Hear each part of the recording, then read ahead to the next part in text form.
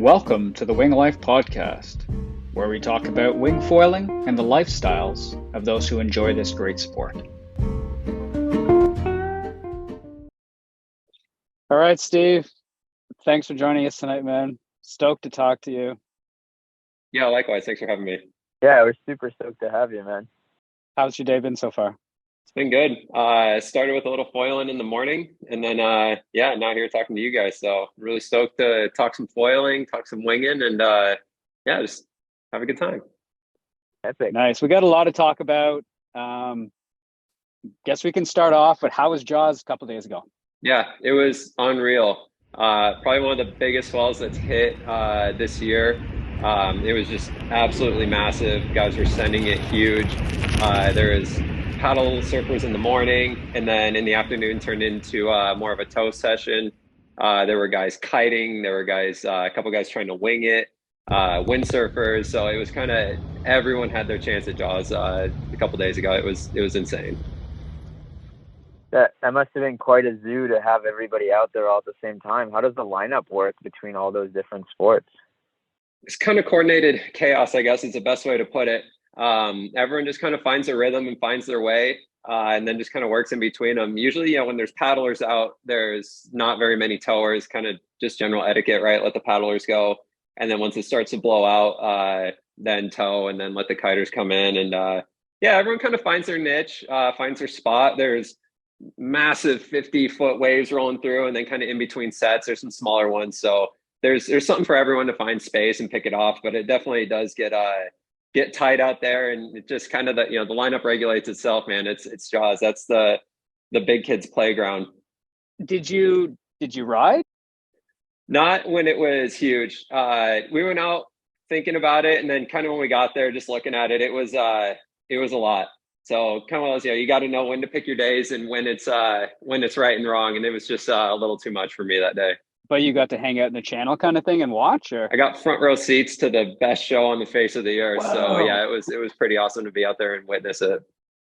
Man, that would be. So what time do you guys get out? Do you get out in the morning to kind of go into the channel and wait, or do you go out when it's big, or how does that normally work for you guys? We waited. So we went out probably 11 o'clock from the Kaului Harbor and drove up to Jaws through the wind and the waves. And it's a rough ride, pounding up wind on a jet ski for a half hour.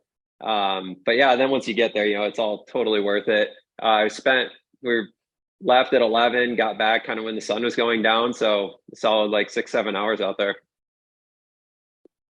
Oh, wow. Hey, man, that's pretty Yeah. cool. I saw it from the top, and I think a lot of us have seen it from the top of it, just like looking down. And you don't realize how big it is. Like I went to one of the sports stores in town afterwards, and I just saw an up close video of that, and it was like, oh wow, like I didn't realize it, that 40-50 feet is completely freaking massive. Right. And the one thing, but you can't see it from top because you're so far totally away. And that, like, one of the things that really I think catches people off guard, or you don't realize it, is the sound of the wave. Just hearing this sounds like a tornado smashing into the water, and like just the thud that you can feel of the lip throwing into the water and the salt spray coming off the top of it. It just adds a whole nother sensory element that you don't get from the photos and videos. And it just kind of, it's a reality check of how heavy it really is. Some of the guys that are really good, they make it look like just a little 6-foot wave. The stuff that they're doing on these waves is just unreal. And until you're sitting there in the channel, just right on the edge of the wave, you don't really realize how heavy and how intense it really is. Yeah, crazy. I can't imagine. And all the training that goes in, like I follow Sarah and Casey Hauser a little bit, and all the training, and even like we'll see Laird's Instagram and stuff, but all the training that goes into and all those techniques that have been developed over years of learning, right? It's just unbelievable. Yep. But a little bit about you, like how long have you been in the water industry? I've kind of grown up around water sports, ocean sports. I started kiting when I was like 10 or 11. Windsurf, surf. So I've kind of really been doing this stuff my whole life. I got into foiling probably late 2017, 2018, something like that. Kind of when that first generation of foils really came to market with like the slingshot hover glide, that green one. I started there and I started kite foiling. Nice. Just kind of fell in love with it. It was really cool to have that sensation of being above the water, and then the efficiency, right? How we can kite in next to no wind. So that's kind of where it started. And then I saw like Kai doing stand up foiling. I was like, oh, that's freaking cool. I want to try that. And figuring out how to prone foil, and then wing foiling came around, and now we're towing, and it's just kind of cool to see how the sports have evolved. I still do them all. I stand up paddle, I surf, I kite, I wing. So it's just too much fun to not do everything. Totally. For everybody just listening in and not seeing this, behind Steve, there's I don't know, what is that, 10 boards back there, Steve? And it's basically every sport you can think of. That's the foil and surfboard rack. And then up above my head, I have stand-up paddle boards and windsurfers. And then up there is downwind foil boards, longboards. There's some more boards under my house, the ones that don't get used as often. But yeah, we kind of have a whole bunch of toys around here for everyone to get in some trouble. Epic.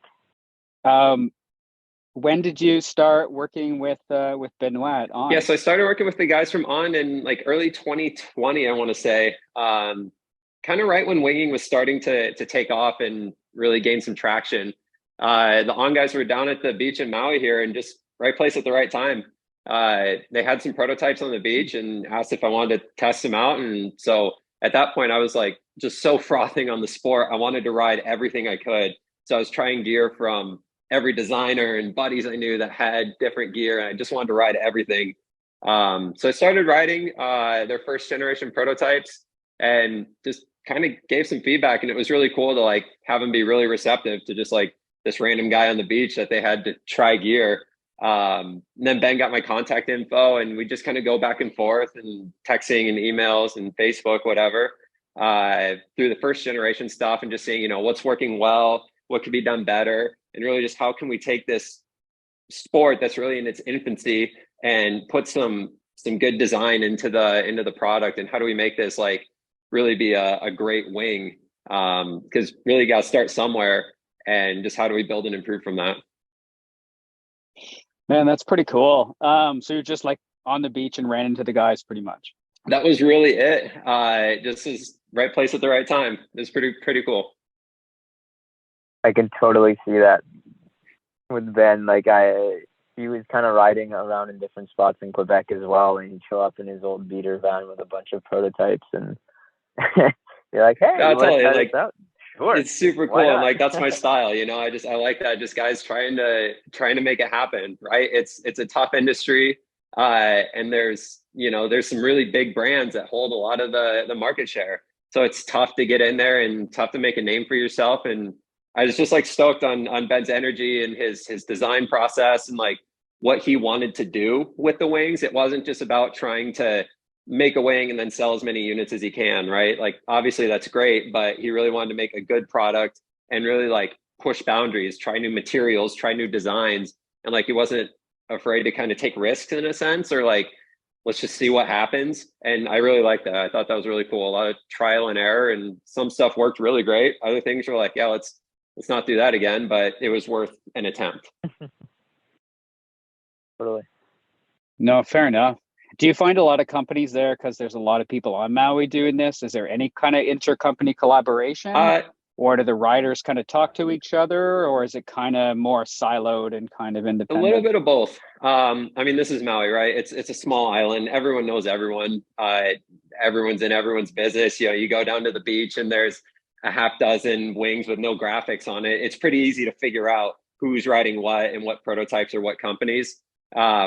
But everyone does kind of have their own way of keeping stuff close to the chest or behind closed doors, riding kind of off the beaten path or finding places that are low traffic to test things. So you get a little bit of both. Definitely like when you show up to the popular spots, like everyone's going to look at your gear and check your wing out. And, something new shows up. It's funny. Everyone like gravitates to that person and they want to see what's this wing and what's new and what changed and how are they doing it. So it's pretty cool. I don't doubt. What about, so did you come on at the V1, like right on the onset? Kind of walk us through that process, because it's been super fun to watch. Like this is the first time, because, well, I'm 39 now, but It's the first time that I've been able to see a sport through its original infancy and actually get on the different versions of gear, which I find is pretty special. Like you only get to do that once or twice in your lifetime if you're lucky. But for us, it's going to be winging, and I don't know what's in the future. But stoked to hear your perspective on it. Yeah.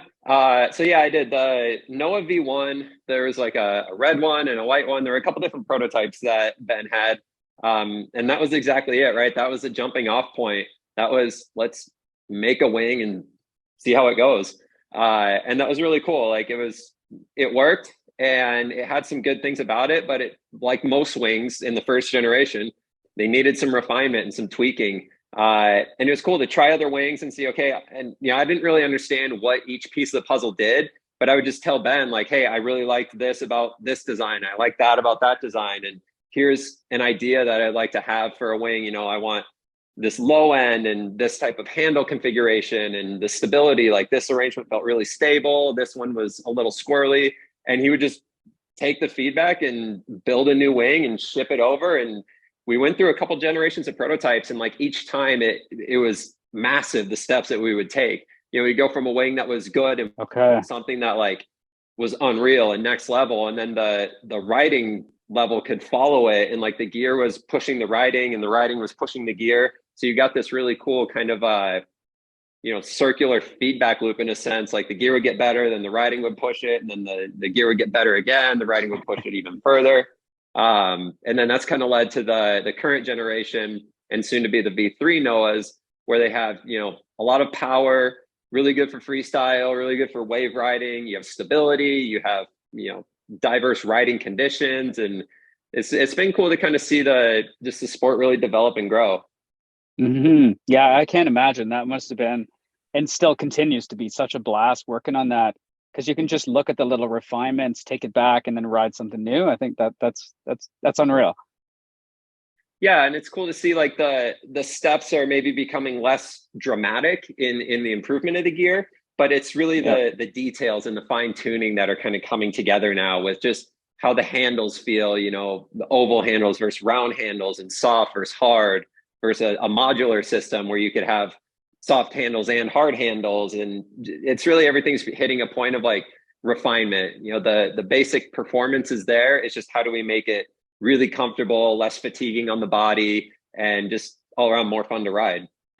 It's I totally agree with you, Steve. I think that on the first generations, and this is across the board, as you were saying, every first wing that came out definitely needed refinement.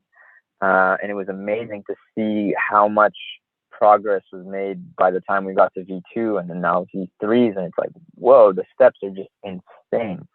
And, having seen windsurfing and surfing less in the infancy and more in the refinement stage, yes, there's improvements between, 1 year to the next. And yes, sails get better and kites get better, but nowhere near what wings are doing in the first couple of years. Like, it was literally night and day. And it's really cool. I don't know how Ben did it, honestly. He kind of came out of the blue and he really had a good product right from the beginning. It was very much within the generation of those wings, and I think it still is now. It's quite cool that he managed to do that. I'm sure it's a lot of his feedback from guys like you that got to see everything else around them, there as well. So it must have been really neat. I think what's really cool or special in a sense is like Ben and On, they're putting out a product that's competitive, if not better than many of the bigger brands, and really operating it as a small business, right? It's not like there's this giant design team with a multi-million-dollar R&D budget. It's like very small business in a sense. It's a couple of guys in a garage and working with suppliers overseas and like doing it all themselves. And that's really cool. It's really tough to compete with just, companies who have big budgets, and Ben's making it happen. And that's really exciting to me. And then considering exactly that, like there's companies that are relatively, well, they're huge. Let's be honest, they're huge, and they're putting out different products. And I got to try a bunch of wings this summer, and I am looking forward to trying, because I think Benoit said he was going to send over a couple for us to do that, because you guys are doing different stuff with handles that are looking more advanced than other companies, using different materials. Like you were working on leading edge size, like bladder size, all that kind of stuff. Yeah. I think basically the wide lines from what I've seen of Ben's design process, I'm not heavily involved in it either, but basically he's not afraid to think outside of the box, and he really likes to look at the material that he has and try to push that material as far as he can. So instead of taking, a new lighter material and making the same wing out of the new lighter material and being like, cool, look, the wing is lighter. It's like, well, this new material is also way stiffer. So why don't I also reduce diameter? And then I can go even lighter and even more efficient. Okay. And so, stuff like there's that. so much that goes into that. Yeah, totally. And then, you were talking about handles, and I think that's something we've been working on it for quite a few years now. And Ben was actually involved, if I'm not mistaken, in the original Hot Wings that had kind of like two mini booms. That was already 2020, I think, like really right in the beginning. So I think the whole rigid handle thing has been in his mind for quite a while, and he's been playing with it a lot. And Steve kind of alluded to it, but my understanding, the product that's going to come out is a modular system where you can have either rigid or soft handles, because some people like rigid and some people like soft. And it's going to be easy to move, easy to put them back on. And I think, forward compatibility and ease of use is really the key here, and durability. Some of the new wings coming out with hard handles, they've got, a good job of putting out a product that's pretty and relatively light fairly quickly. But, you have handles ripping out, and that's never a good look on somebody. So, that's one thing that he really doesn't want. He doesn't want breaking. So he'd rather have his team riders destroy things and then, set out a product that's solid once it's on the market. Yeah, that makes sense. Yeah. To go back to you, Steve, like, have you lived in Maui your whole life, or where did you grow up? No, so I grew up about as far from Maui as you can grow up. I was born in Des Moines, Iowa. So pretty far from the ocean, pretty far from Maui. We did a lot of like wakeboarding and stuff on inland lakes. And then once I figured out how to kite, I was like one of the only guys kiteboarding in Iowa, shockingly. I think there was, after I started kiting, there was like 5 or 6 of us in like the whole state, and people would drive hours to go kite, and like, we'd be looking around, like I'd be in class, like looking out the window, seeing wind coming through. So yeah, it was interesting for sure. I was fortunate enough to kind of travel around, spent a lot of time in Cabarete in the Dominican Republic, kiting down there. And then, I went to school in Iowa for mechanical engineering. Once I finished that, I jumped on a plane and flew out, and was just like, I need to get in some warm weather, closer to the ocean. And now I'm here.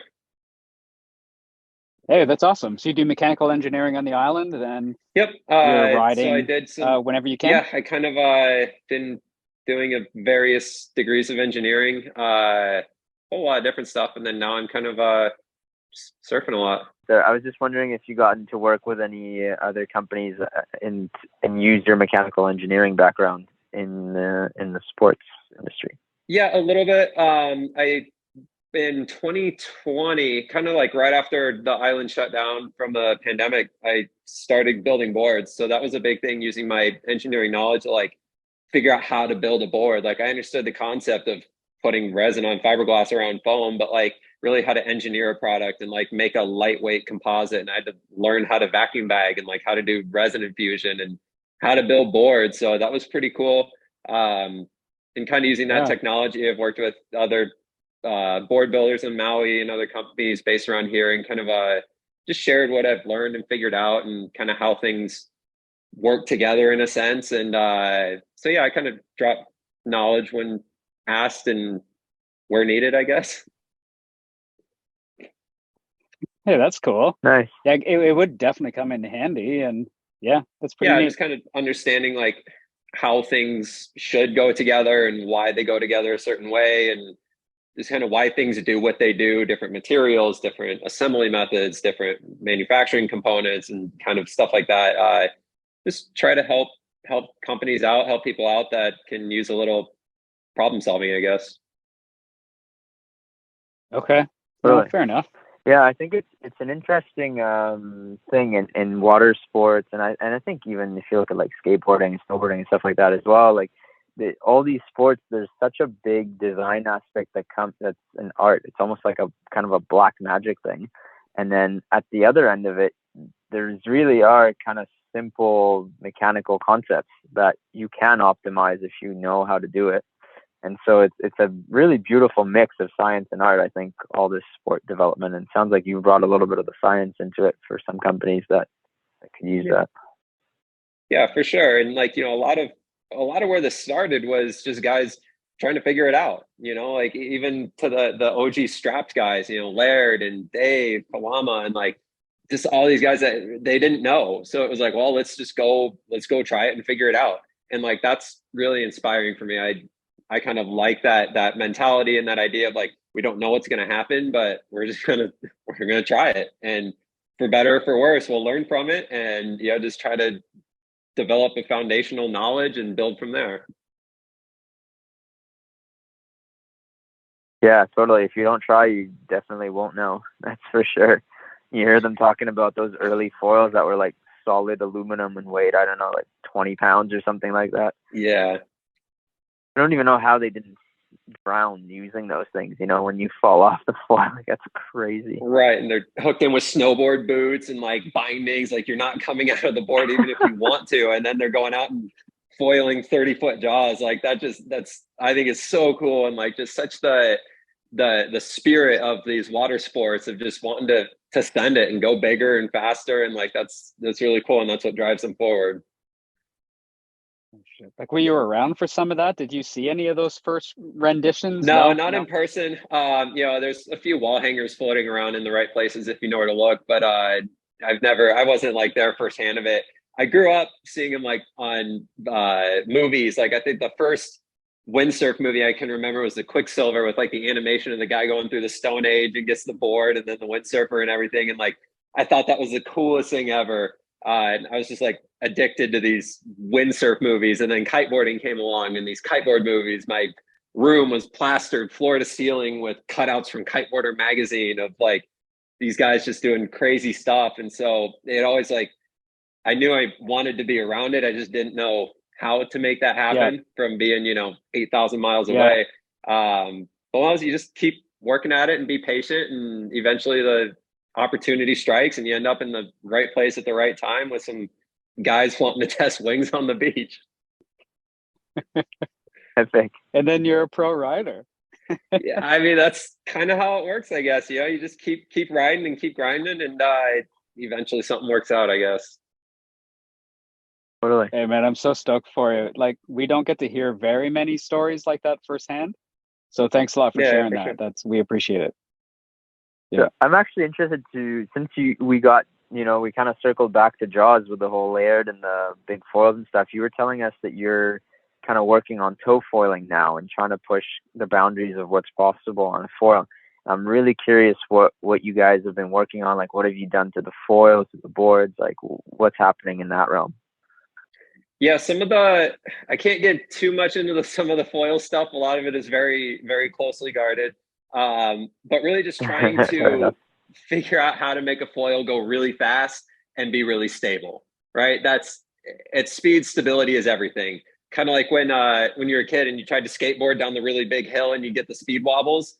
Kind of the same thing will happen on the foil if your foil isn't tuned for it. Um, and it's kind of crazy that just the physics and everything that happens around the water, the way it separates and flows over the foil, all that changes when you get going really, really fast. So just trying to design foils Hmm. that can handle that. It's kind of like building a Formula One car. Every little tenth of a degree and every little small shim angle matters, and how you ride the foil in the water matters. And like having the right foil it's sort of having the right tool for the job. Having a proper foil for big waves is kind of the only way to really ride them. You can kind of shoulder hop on them, but like I don't know, I'm trying to figure out how to get deeper in them. That does come with associated consequences, but just trying to like ride them more like how you Yeah. would surf a wave, but on a foil. Yeah, they're obviously higher consequence, but that would be such an epic thing to be able to do. So yeah, like how many years would you say, like, or first of all, like how many years have you been, I guess you've been foiling since the onset kind of thing, but how many years do they, like in Maui, I've seen some of Laird's stuff and he's like, you're not allowed to go in big waves, or we try to keep you back unless you can swim in certain, whatever, like 20-foot swell or something. Like, are there kind of unwritten rules for how guys are allowed to go out? Because I've seen such an increase in people that go, and was everybody kind of hiding and now magically everybody can handle those conditions? Can you talk about that a little Yeah, bit? I think it's certain spots really regulate themselves. Okay. Like like Jaws, for example, it's really easy to know if someone should or shouldn't be out there on that level of a day. I've had, especially Okay. this year, I've gone out probably 5 or 6 times with the goal of riding and just been like, yeah, no, this isn't my day. It's not right. Um, so just being able to say no, or like understand and realize that it's not the right conditions or the right day, I think that's what's really important. Um, but it really kind of, the ocean is essentially a free for all in the sense. A lot of spots do self regulate. The crowd will self regulate. So if you're not performing or you're not up to standard, like people will they'll tell you, you'll find out real quick from either the ocean or someone else that, hey, you should probably go find somewhere that's more within your range. Um, and Okay. yeah, I mean, you see people out that you're like, wow, like I keep an extra close eye on that guy because they could be, not practiced up or not trained up. But as a general rule, people, when it comes to like, walking the walk in a sense, when there's 20-30 foot waves, like people, they back out pretty quick, I guess, if they're not really feeling it. Fair. I guess I'm speaking of that, but I've been speaking at with that attitude from the shore. It'd be a lot different if you're actually there about to ride Oh, a house. it totally is. Yeah, you can sit in the channel and, oh yeah, I could surf that all day long. Yeah, it looks easy. Go whip me in. And then like when you're getting towed in and it starts to steepen up and like you're looking at the drop, like you got to be sound between the ears. You got to be like 110% committed and focused. You can't have any other distraction. Like the only thing that matters is what's directly in front of you. Um, and if Yeah. you're not trained, you're not prepared, your team isn't ready, you haven't put in the hours ahead of time, like you're just not going to find success. Okay. And for those at home who are not maybe up to speed about everything, like how many people are on a team that go out on a day like that with Those you? real big days, like the guys that will have, a couple jet skis, a boat, like EMTs with them. So it's, a whole operation. Um, when it's not like fully juicing, 40, 50 feet, like 15, 20 feet, usually we'll go out with like a tow ski and a rescue ski, kind of just have a backup plan put in place. And then just having the conversations Okay. and the training in dry land, here's our plan A, here's our plan B, here's our plan C. Almost everyone I tow with, we've gone through the brag courses, the big wave risk assessment group. We've done their training. So, you kind of learn in how to put together an action plan and figure out if something goes wrong, here's what we're going to do. And having everyone in the water on the same page, or at least, working from the same playbook makes a huge difference. And then just everyone themselves, Okay. every individual person putting in the dry land training and, hours swimming in a pool and running rock and working with weights and cardio, doing everything when it's small and flat, getting our pickups dialed off the jet ski, like all that goes into play for, a 15-second wave. Okay. No, like I've always been super interested in all the training. I was a kinesiologist years ago and we went into all that kind of land-based stuff, but the water stuff has been something that I've been always been fascinated about. So cool to find out a bit more about it. Um, Actually, might be a good time to ask for some questions. Anybody in the audience interested in asking Steve anything? Thought I'd speak up real quick. Steve, good to see you, meet you here. I'm a recovering mechanical engineer as well, so I share that with you. I was just to your last comment about the training, the brag, the rock running, and the preparations. I was going to say that I get that as well. I used to race snowboard cross in the World Cup, and the scale of that speed and the magnitude of the crashes and the heaviness of the sport is, from the outsider, super crazy. But for me, it was like slow motion, when you're doing it, no real big deal. But the only way you can get there is through the 10,000 hours and the preparation. You can't just fire down the gauntlet, like top to bottom, and expect to be in good health. So this is interesting to me. I'm new to the sport and trying to find the next big thing for me to pursue. And I just wanted to say that was a cool story, very relatable for me. Good, yeah. Very cool. Thanks for sharing, Yeah, Patrick. cheers. I mean, the 10,000 hours thing is like totally the truth. Like it's not hard to go buy a jet ski and go grab a tow rope and go fling yourself into the biggest wave you can find. Like that's really easy to do. What's hard is to survive it and to come up and like have someone that's going to come get you and be prepared to survive a situation like that. That's where the training and the 10,000 hours comes in, and really like, kind of just what people ask, like, oh, how do I start doing? Just start. There's no secret. There's no magic recipe or anything. It's just hours of time behind the throttle, time on the rope, practicing your pickups, training your body, getting your mind comfortable to go sit underwater for 45 seconds while you're getting beat up. Like there's no shortcut. You just put in the hours, put in the time, and like kind of when you're ready, I guess. You're never really ready, but the butterflies kind of become a manageable level. It gets more and more normal. Yeah. When it wasn't like absolutely terrifying, and you work your way up, all of a sudden 10 feet feels small, then 15 feet feels small, and then 20 feet feels manageable, and then you just kind of slowly build your way up and up. Cool. Okay. That's cool. For breath holding, like how long can you hold your breath now, and how long did that take you to get there? Like just laying on the floor after a good comfortable breathe up and a few like breathe up, breathe down, probably like 4 minutes is kind of where I'm maxing out. Wow. But it's like, I train both like static breath holding, so just trying to hold my breath as long as I can, and then also like dynamic breath holding, so like sitting on a bike, trying to put out like 70% output and then hold my breath for 45 seconds and do that over and over again, or like swim a couple laps in the pool and then hold my breath. So you kind of train both the elevated heart rate and the lower heart rate of breath holding. There's a ton of science in it, and like really the free divers, they seem to really understand it the best. And I try to just read as much as I can and try to learn from them. I'm not a doctor. I'm not a respiratory expert by any means. I kind of just try to read as much as I can and learn what I can and try to figure out how, like, what is my body doing when it's deprived of air, and like, when am I truly out of breath versus when I feel like I'm out of breath, which surprisingly are two dramatically different points. Mm-hmm. And what's the mental game? Like I've heard that's like, do you feel freaked out the whole time? Because I do if I hold my breath past a certain point. Like, I know there's obviously a lot of levels of stuff that you break through, but how does that feel? It's totally a mind over matter thing up to a point, obviously. The mental game is huge, right? And knowing how far you can push your body and what it feels like as you're approaching that failure point, in a sense. I think that's really important and a really essential part of safely being in the ocean and knowing what you can and can't handle.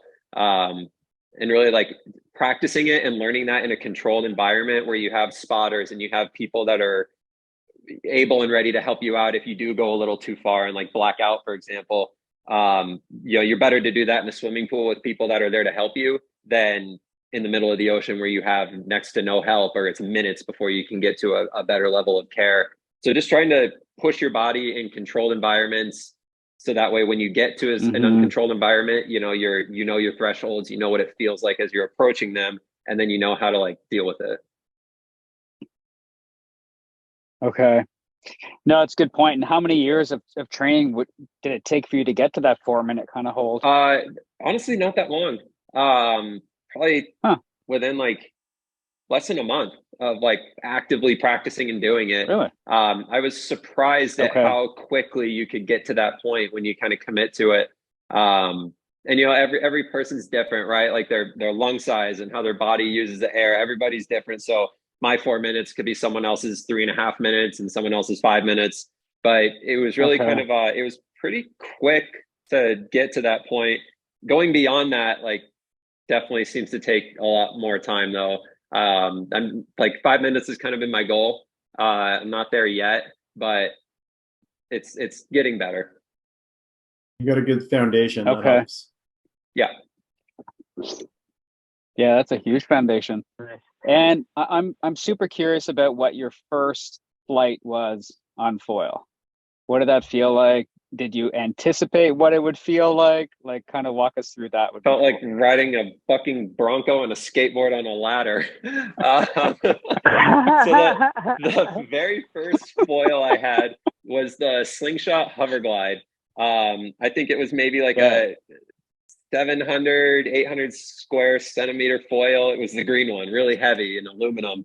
And I was kite foiling. I lived in Los Angeles at that time. We were down in Belmont Shores down there in Long Beach. And there were a few guys foiling down there, and it had a small scene. I was like, I don't know what I'm doing. So I drilled some holes in a skimboard and bolted it on with carriage bolts and just kind of went. And we figured it out relatively quickly. But yeah, definitely having like that 3 foot long mast, and you just, as soon as the foil catches, it just launches you up. And I think I had to walk it up the beach a couple times. But then I figured out how I could like stay upwind on it, and then you go out one way and trying to come back in was hard. So it was an adventure. How long ago was that? 2017? I think that was 2017. Yeah. 2017 to 18, something like that. Yeah, that's cool. Nice. That sounds a lot like my first times as well. I was I started on the RS Flight, something like that. That first Neopro had basically like race foil that somehow they thought was a beginner foil. And it's so funny because I started on that and I tried it for like half an hour and I just couldn't get the thing working at all. And then I hopped on a setup with a Go foil on it, which was like just a way bigger, thicker foil, so much easier to ride, and it was just like instant, like boop. I know, right? Everyone that's learning to foil now, they have it so easy. Totally. So how was your first wing foil then? Like, when did you get on that for the first time? The first time I tried a wing foil, there was a guy that had one at the beach. It was like one of the OG Nash prototypes. I think this was like 2019, something like that. And it was like a stand up and had a big foil. And it was kind of like, I got up right away and just kind of went out and turned around and came back. And it didn't click for me. At that point, it was in the summer and like there were no waves. You know, the North Shore of Maui is quite flat in the summer. And I don't know. I kind of was like, I could take it or leave it. So I kind of just did it out and back, walked it up the beach. Was like, all right, yeah, cool, man. Thanks, appreciate it. Bye, whatever. And then probably like 6 months later, Ozone launched their Wasp, the very first V1 of that. And I had a different stand up and board, and there was like some little waves and kind of just little bumps. And I went out and got a bump and rode it. And I was like, okay, I see how this works now. Like using the wing to pull myself into a wave and then just hold it flat there and be able to just focus on surfing the wave without any thought of wind direction and swell direction. Like I'm only riding a wave. That's what clicked for me. Kind of, you know, all these wind sports, windsurfing, kite surfing, they all kind of have a route of trying to ride waves without having to paddle for them, you know, kind of like the personal jet ski in a sense. And winging is the first sport that like actually does that for me, where I'm not, I can go upwind, I can go downwind, I can go left, I can go right. It doesn't matter what the wind direction and the swell direction is. Like I can just ride the wave. You know, sometimes with kiting or windsurfing, you're restricted in how you can ride the wave depending on the wind direction and swell direction. If you want to go left, you can't always go left. You got to go right. And the wing just kind of opens all that up. And that was really cool. Have you seen, like, obviously you got to see crazy board progression. What kind of sizes are you riding now, and what do you like to ride? So I ride 4.6 by 19.5 and like 32 liters. And that's kind of my one board quiver. I wing it, I prone it, I tow it. It's just a good size for me that does pretty much everything. Learning to ride small boards was hard. we all started out on stand-ups Okay. where we're getting on our knees and then to our feet. And then it's like, all right, like this is fun, but I have way more fun riding waves on my small board and my small foil. So then we all had to figure out, how to do this. Like, how do we sink the board? Do we sink it? Do we get on our knees? Do we get it moving through the water and try to stand up? And you saw a lot of different water start techniques start to happen. Now I'm 6'4" and my legs are super long. So like sitting and getting to my feet is like not an easy thing for me. So that was where I just had to figure out how to sink the board. And that was really frustrating. The first few times I went out and did it, I was like, oh my God, this sucks. And like, I almost quit on it a couple times, but then once I figured it out and like got it dialed in, then it was totally worth it. And I was like fired up on the sport again. Can you walk us through how you do that? Because Tom, you've ridden some small stuff. Just before you say that, can you just tell us how much you weigh, and that way we have an idea for how your weight for volume there. Yeah, so I'm 6'4", 170 pounds. Straps is obviously way easier to do the sinker start or just to sink your board in general, because you have more control over the board when it's underwater. You're not just relying on the buoyancy of the board to push it against your feet. But I start by pushing the board down. I actually got to think about this a little bit here. I push the board down. I put my back foot in first. So my front hand is on the nose of the board and my back foot is in the rear strap, kind of doing like a little yoga pose there. Okay. And then I put my front foot in and then I get the wing back to my hands and hold it over my head and then go. Okay. And then you have so no impact. So you're kind of sinking. You're just in board shorts in a kind of rashy kind of thing.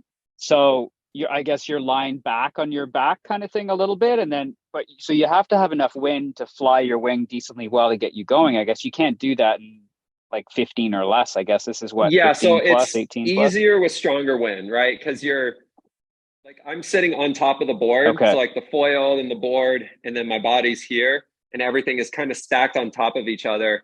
So I'm almost like squatting on top of the board. And when I'm in the water, I'm probably like deep, more or less, on top of the board. Stronger wind is definitely much easier. But like after practice and you start to figure out little things to be more efficient, probably my bottom end is like that 15 to 16 range.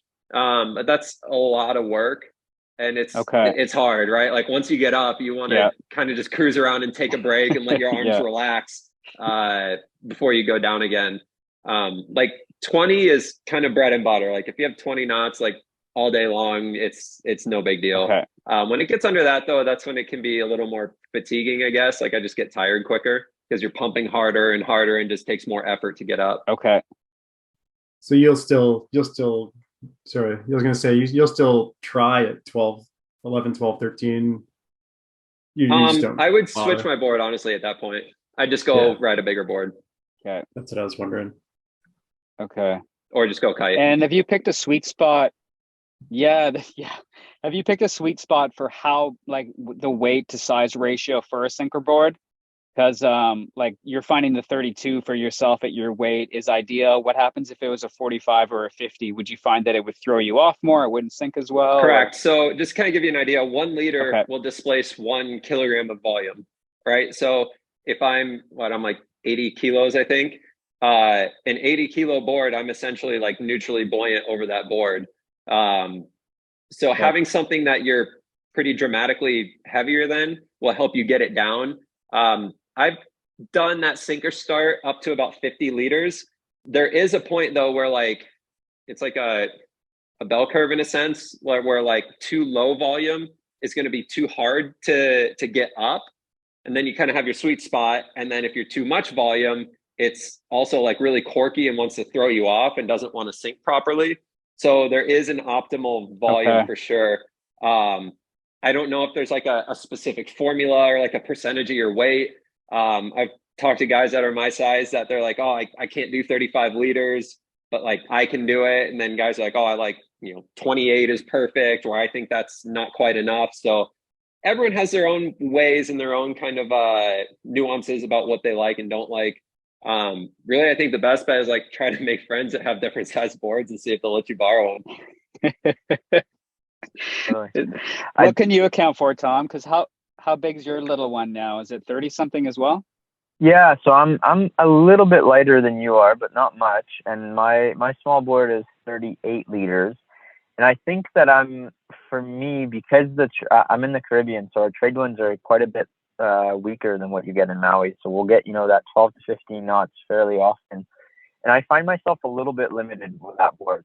I can totally relate when you have a lot of wind. You get that sink start going, and it's sweet. You can ride a tiny board. It's really awesome. It's great. But if you're in kind of marginal conditions, or if it's really gusty and you need to be, kind of pop up really quickly, I've found that a little bit more volume that lets you kind of do a knee start or a modified knee start is really cool. And you don't end up losing that much feel in the air, I find, compared to smaller boards. Obviously, the smaller the better. It's always more fun. There's no way around that. But yeah, I find that like kind of your weighting kilos minus 25 or maybe minus 30 is a pretty sweet spot for that first small board. And anything below that, you either need a lot of wind or a lot of technique, as you're kind of saying, Steve. Otherwise, you're really working hard. Yeah, for sure. And that's kind Okay. of, my quiver's designed and set up for Maui, right? I wouldn't take my gear to the Caribbean or somewhere that had lighter wind and expect to have the same results, right? That's just not reality. And I guess this kind of goes back into like design and everything too.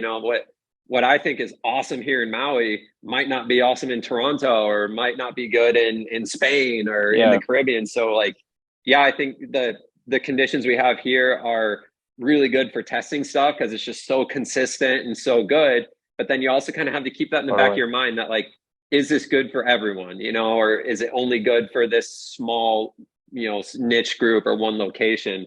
And that's like, when we're testing gear, I try to go ride it at a bunch of different spots. Like the Kalui Harbor is going to be different than Kanaha, which is going to be different than Sprax and different than Hokipa. And like all these different spots have their own characteristics and their own things that they do. So it's kind of cool to go try light wind and flat water to like sketchy east wind in bigger waves, and like just trying to see how everything works. Yeah, it's a good point. And have you looked at and what's your take on canopy tension? Because there are some wings obviously that are very loose, that they're good for high end, but they got no grunt. Like, have you found in your testing that you can go too far with canopy tension if it gets too taut, like that kind of thing? Yeah, I think canopy tension is important, but also I think like the camber and the profile of the wing relative to that canopy tension is really important. Some of these wings, they're like so high strung or so tight where they point straight upwind, but then they also backwind really easy to the point where like it's almost difficult to ride upwind. And then some of them, as you said, they're so loose and sloppy that like they just flutter and they're like a noisemaker, not a sail. So I think there is a balance point in there, and it's all give and take, pros and cons. It's I tell Ben, like, I want it all. I want a sail that has good low end, that's lightweight, that's strong, it's stable, it rides waves good. Like, I want everything, so just give me everything. But I think just making the right concessions is important in the sail design. If there's some wings that are just phenomenal freestyle wings where you can go and do 720s all day long, but then you try to ride them on a wave and they're like flipping over and topsy-turvy and you don't know where they're going. You have wings that do the opposite, right? Where they're dead stable, but they don't jump at all, or they have no catch. So kind of just matching the wing with what you want it to do, I think is really important.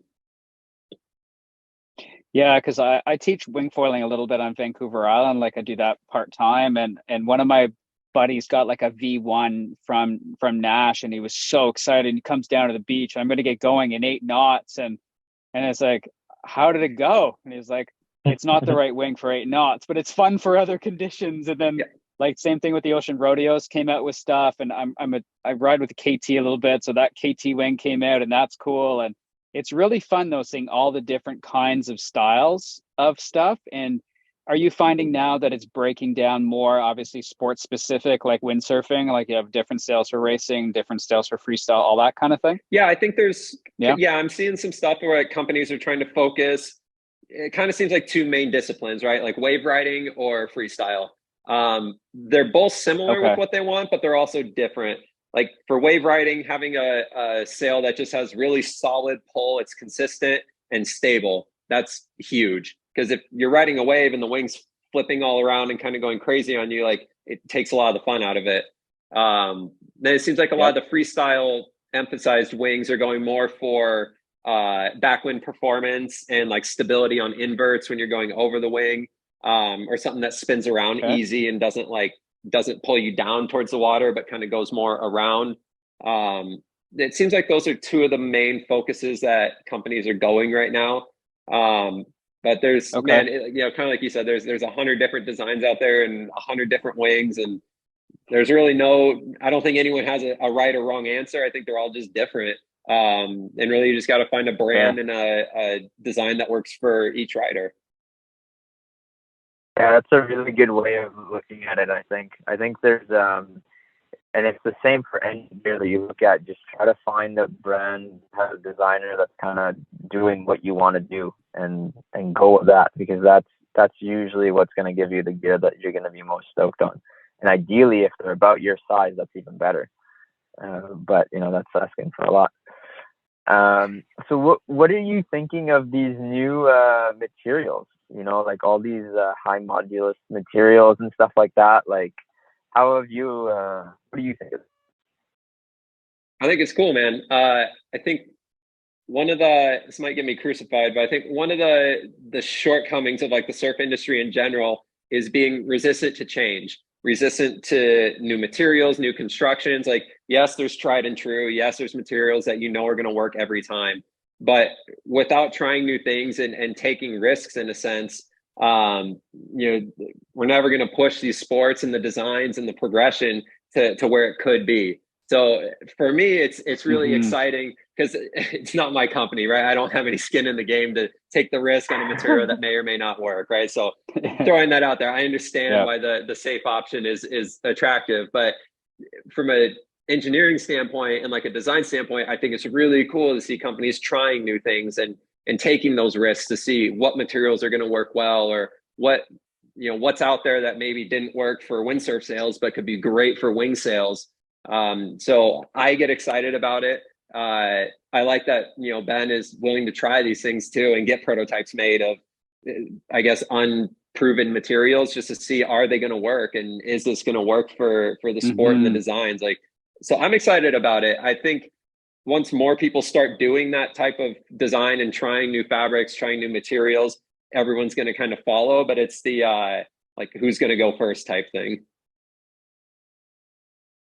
Yeah. Yeah, because we had a call with a guy in Vancouver Island that repairs wings, Yost from Comox Kite Repair, and he showed us some new materials at Ocean, because he works closely with Ocean Rodeo.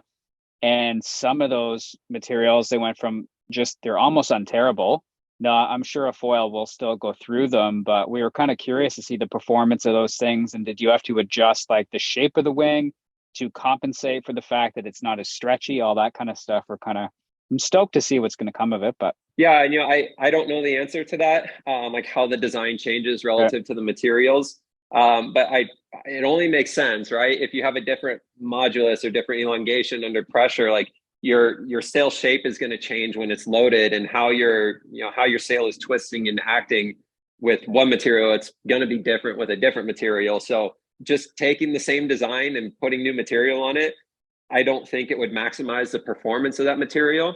So I think, making a design and material that are congruent and work together, and they play off of each other's strengths, I think that's really important. Yeah, I totally agree, and I think it's not even just that it's not going to maximize the performance of the material. You might actually end up with something that doesn't work as well. Like I personally found some of the early Alula wings that I tried, they were really light, which was really cool, and really stiff, but they almost felt too stiff, and like the sail just couldn't breathe. They were. It couldn't deform, and it didn't really work, because they just took the same leading edge diameters and kind of worked it with this new material, and it just didn't work. And I think that's really a case of, as you're saying, you got to try it and you got to see. If you don't try, you don't know. Yeah.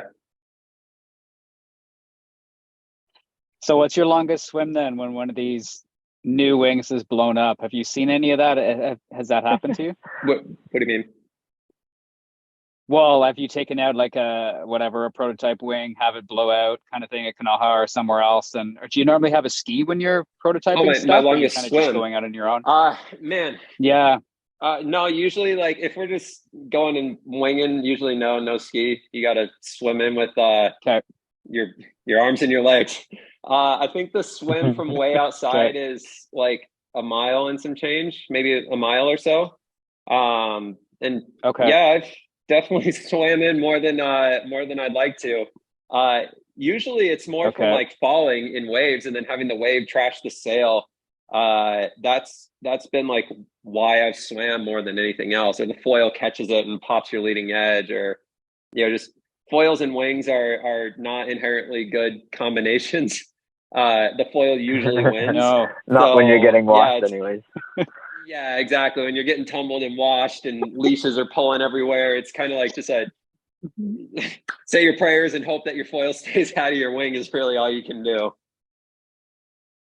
Okay. And That's how do you stay like have you come close to the board or anything, or has that been fairly good okay so far in that washing machine? It's everything has fair game to collide. Your body, your wing, the board, the foil, everything is fair game. Yeah, I do Okay. kind of plan for that, right? Like I'll wear a shorty with some foam Okay. built into it, so I have a little impact flotation. I've been wearing a Okay. helmet. I found also it's interesting. Everything drifts or pulls at a different rate. And so like the wings, they seem to get pulled the furthest, and then the board seems to be the slowest. So kind of between my board leash and my wing leash, I'm like caught in the middle, getting drugged between two ends. And it generally keeps them out of the way. Now, obviously, it's not always the case, but it sometimes works out in that favor. But then sometimes it doesn't. Yeah, I was actually gonna ask you on that. Like, how do you have some sort of a leash set up that minimizes chances of things tangling? Because I've had a few sessions where I've just gone too deep and just blew up, and then the wing, the second the foil comes in contact with the wing getting washed, you're dead. Like, there's nothing you Yeah. can do. The thing is torn. So, like, have you seen any interesting setups that has a longer leash, or I don't know, something to that effect that can minimize that kind of damage? I think for leash setups and stuff, I don't think there's a whole lot you can do. Um, I've tried waist leashes. I personally ride with a wrist leash and just a normal surf leg leash for my board. Um, I think the waist leashes, I just personally I didn't like it as much. I didn't like that pull coming from my waist as opposed to my arm. Um, but when you're falling and getting washed, kind of something I found is if I know I'm going to go down or like I'm in the middle of falling, I'll try to throw the wing straight up in the air and try to get it over the foam of the wave. And I found that dramatically improved the survival rate of my wings. What I was finding was like when the wave Okay. grabs them, it tears the canopies. So the bladders and everything are just fine; they're all intact. But the canopies are actually getting blown out, like at the stitching, just from all the pressure that you have a wave and then a sail that's catching it all, like it's gonna blow it out. So keeping the wing up above the foam and the turbulence has been a really positive thing. And then I kind of just let the board do whatever. Usually, like if the wing goes over the wave and then lands kind of on top of it, the whitewater will grab it and kind of pull it out away from me. So I know basically like the tension in my leashes for where my gear is. If I feel my wrist leash is super tight, Okay. then I know my wing's far away and I'm okay. And then I can try to like figure out where the board is. Or if I know my leg is super tight, then I know the board's pretty far away and that it's going to be coming back at me. It's neat that that's normal for you. A lot of yard sales and a lot of beatings to kind of figure out the nuances of eating it. Yeah, I guess so. I guess so. For those at home, and for those at home, Steve, that are either stuck at work or stuck in the snow, can you walk us through a day of what it feels like to be a waterman out there? Yeah, kind of get up in the morning. I get my binoculars out and take a look at the North Shore, see where the waves are. I follow the wind and weather reports really closely, track swells coming in. So I usually have an idea of what that day is going to look like before it even gets there. If there's no wind in the forecast and I know waves are coming, then we get the skis out and get ready to go tow, or go paddle if we want to surf. Otherwise, if it's a wind day, then usually a morning surf, and then we'll come home, have some lunch, go back down to the beach with the wind gear and go get some winging or kiting in. And then depending on what the evening session looks like and how hard we played that day, sometimes an evening surf session. If there's not much waves and it's really blasting wind, then the downwind crews show up and we do some downwind paddling. And it's kind of those. There's no shortage of activities every day. I said that work is not involved in this at all, hey? No, of course not. We don't use that four-letter word. Love it. How many hours a week do you say you're working with Ben and on testing? It really varies. That kind of depends on where Ben's at in his development cycle and kind of what he has going on for designs and prototypes and stuff. When I call it like Christmas Day, when Christmas Day shows up and the UPS box comes to my front door, pretty good amount of time going back and forth with, what did I think about this? How did this feel? Or what? Yeah, I try to just tell Ben what did I experience and what did I feel, and let him take care of the design. Because really he knows in and out what each piece of the puzzle is doing. So if I tell him, hey, I felt I had really good low end power, but my top end was kind of lacking, like he knows what to do, and like, okay, well, if we change that, you're going to experience this. And so it's a really good like give and take relationship for him. I like, he just tries different stuff and we send it and go ride it. So once I kind of give him the feedback I have on the wings, then it kind of becomes more of just a waiting period to get new prototypes made, get new designs rolled out, and then they get shipped over and we do it all over again. So it's kind of a variable number, I guess. But when we get wings, it's definitely a lot of time going back and forth and trying to figure out, how do we make these exactly what we want. Where is Ben and On based? They're in Canada. He's in Quebec, I believe. Just north of Montreal, and around Saint Jerome. The new blue wing? The new blue wing with the man, that was a really cool wing. Ben was showing me pictures of this design for months before I actually got my hands on the prototype. He had so much new stuff packed into it. He had new handles, new connections, new materials, a new design. Like everything was brand new. And I was excited about it just because I've seen pictures of it for so long, and then it finally showed up at my house. It was a perfect example of like trying all this new stuff, and there was a lot of good that came out of it. And then there's some stuff that did need to get tweaked on it. And really there's no way to find out without building one and seeing what goes. Really the top end of the wing was fantastic. The wing didn't have quite enough camber, I believe, or sail profile to where the low end of it was a little lacking. It took a lot of effort to get it moving. But then once we got it going, then it sailed really nice. The lightweight was the coolest thing. Like I was just like flipping this wing around with one hand, like it was a tissue paper out there. It was really fun to ride. But again, one of those things, it was really easy. We brought it to the beach, we went and rode it, and I was like, man, I just need a little more power in the sail. And he goes, oh, no problem. And tweaks the design, and he's getting a new one made, and we'll try that one. Okay, let us know what you think when you get it. Yeah, for sure. For those at home that want to follow you a little bit more, you're on social media, you're on Instagram, Facebook, that kind of thing? Yeah, my Instagram is Steve_Tobis, T-O-B as in boy, I-S. You can find me through the hydrofoil company, Blue Smiths. Out here in Maui. Come say hi. Okay. Nice. Awesome. Are you riding MFC stuff then, the hydrofoil company?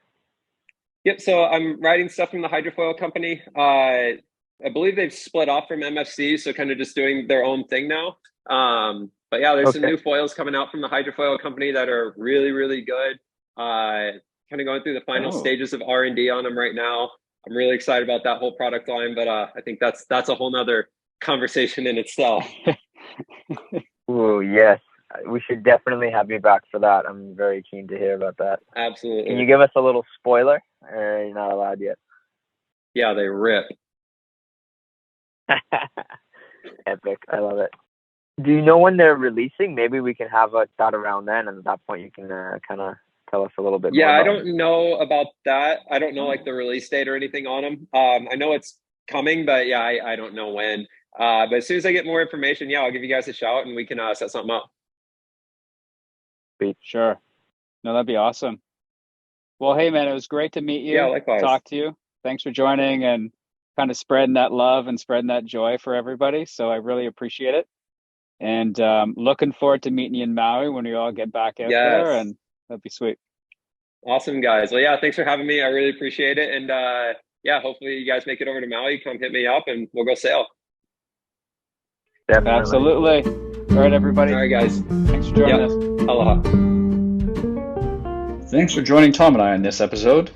We hope you enjoyed it, and we'll see you next time.